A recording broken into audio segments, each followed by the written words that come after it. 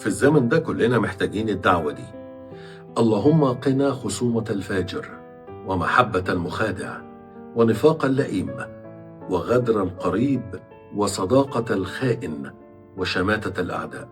حقيقة البشر اللي حوالينا ما يعرفهاش غير ربنا، وربنا لو بيحب عبد بيكشف له حقيقة الناس اللي حواليه.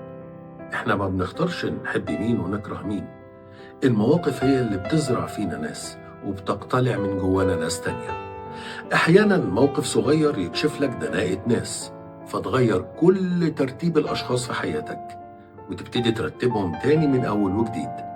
فشكرا للمواقف اللي بتعرفنا الناس اللي حوالينا وبتعرفنا معادن الناس اللي حوالينا. ودايما لازم تقول: اللهم دلني على من أراد بي خيرا ودله علي، واصرفني عن من أراد بي شرا واصرفه عني، وحسبي الله ونعم الوكيل. قول أمين. هذه رسالة موجهة